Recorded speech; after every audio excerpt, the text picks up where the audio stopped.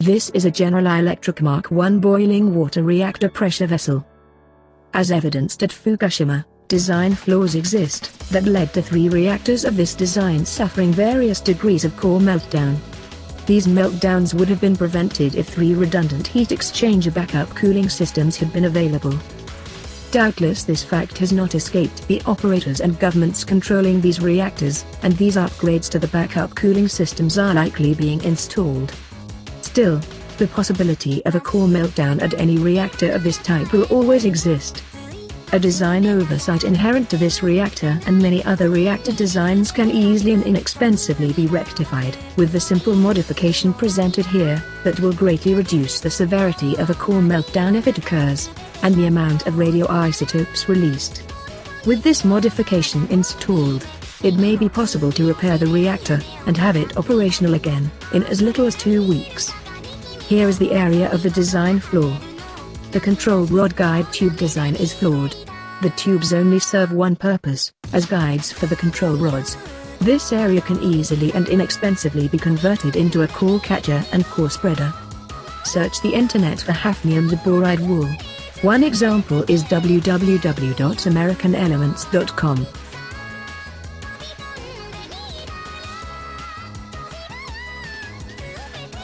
Hafnium diboride is a potent neutron absorber that can stand up to the heat and action of a molten nuclear reactor core without any damage or degradation.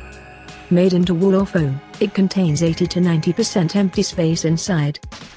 Consider a drop of water on a dry sponge. The water will expand throughout the sponge to the maximum possible volume. An identical reaction will occur if the molten reactor core material, cerium, contacts hafnium diboride wool. This action is identical to that of molten lead solder on copper desoldering grade.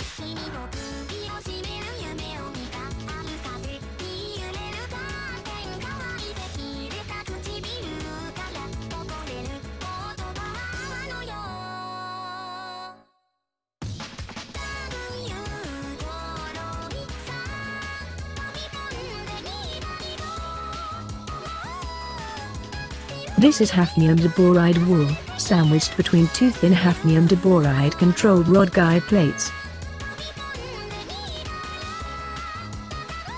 Note the offset control rod guide hole alignment when 2 units are stacked together with 1 unit flipped over 180 degrees. This is also hafnium diboride wool, sandwiched between 2 thin hafnium diboride controlled rod guide plates.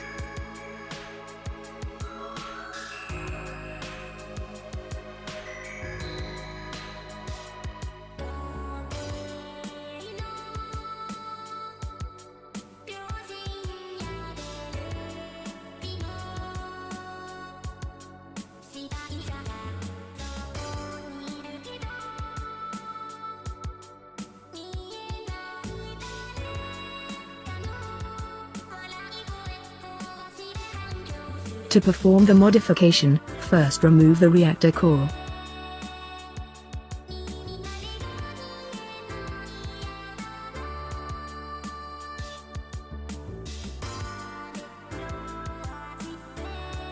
Install the base piece of preformed hafnium diboride wool.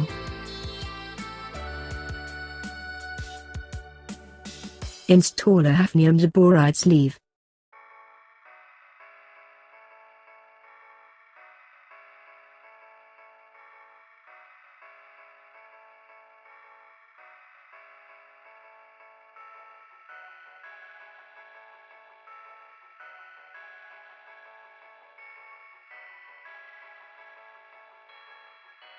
Install a preformed grid section of hafnium diboride wool. Install another, rotated 180 degrees from the first. Install the remainder, and orient each one, 180 degrees from the previous. Reinstall the reactor core, and check for proper operation of the control rods. Install the fuel assemblies. The modification is complete. If a meltdown occurs, the cerium will become rarefied as it expands throughout the hafnium diboride pile. and becomes subject to a very large neutron absorber potential, which will end any criticality still occurring within the curium. It may be desirable to have a pair of preheated tanks of boron trioxide available, to inject into the hafnium diboride pile in case of a meltdown, to serve as an excellent flux, and as a further neutron-absorbing agent. Injecting enough boron trioxide to completely cover the fuel assembly may be desirable. The boiling point of boron trioxide is higher than molten curium, and its action as a neutron absorber would likely kill off any criticality still occurring inside the fuel assemblies.